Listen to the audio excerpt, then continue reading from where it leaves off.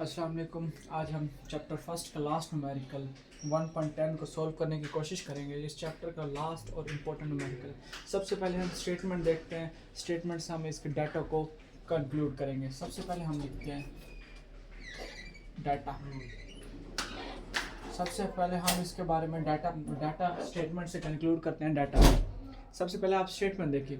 आ chocolate wrapper, यानी कि एक चॉकलेट है, उसका जो रैपर होता है जिसमें वो बंद होती है। A chocolate wrapper is 6.7 centimetre long. पहली चीज़ क्या आ गई हमारे पास 6.7 सेंटीमीटर लॉन्ग, यानी कि हमारे पास क्या आ गई, लेंथ आ गई। लॉन्ग मतलब लेंथ को हम एल से डिनोट करते हैं, तो ये हमारे पास आ गई 6.7 सेंटीमीटर।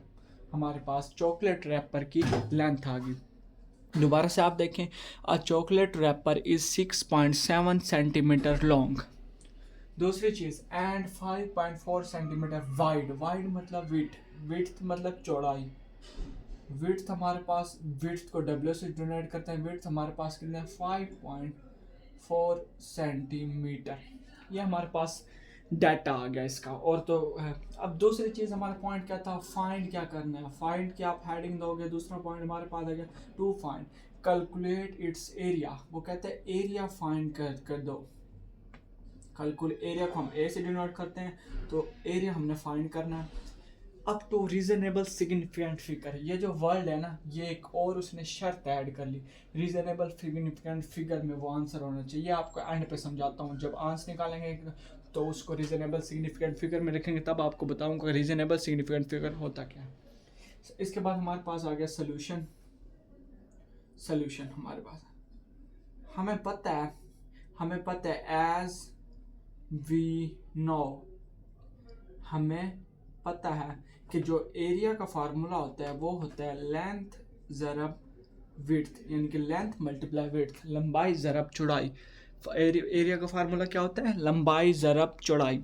अब सबसे पहले हम वैल्यू लिखते हैं। एरिया हमारे पास आ गया, लंबाई कितनी है 6.7 सेंटीमीटर, मल्टीप्लाई चौड़ाई कितनी है 5.4 सेंटीमीटर। जब इनको मल्टीप्लाई करेंगे तो हमारे पास आ जाएगा 36.18 सेंटीमीटर आ गया। सेंटीमीटर और सेंटीमीटर, 2 सेंटीमीटर तो सेंटीमीटर का स्क्वायर, सेंटीमीटर मल्टीप्लाई सेंटीमीटर होगा तो सेंटीमीटर स्क्वायर होगा। इन वैल्यू को मल्टीप्लाई करेंगे 36.6। एरिया का हमें पता है होता भी मीटर स्क्वायर है, तो ये हमारे पास आ गया आंसर। अब उसने शर्त लगाई थी reasonable significant figure. Reasonable significant figure के एक क्लू दूँ कि पॉइंट से पहले वाली जो वैल्यू होती है वो रीजनेबल सिग्निफिकेंट फिगर होती है। फर्ज करो तो एरिया हमारे पास क्या आ गया, पॉइंट से पहले क्या है 36, और ये हमारे पास सेंटीमीटर स्क्वायर यूनिट आ गया। ये एरिया आ गया हमारे पास रीजनेबल सिग्निफाई। ये हमारे पास क्या आ गया, इसका रिजल्ट आ गया, यानी कि आंसर आ गया। मोस्ट इंपॉर्टेंट न्यूमेरिकल है, 5 नंबर का न्यूमेरिकल है, तो उसकी डिवीजन कैसे होगी।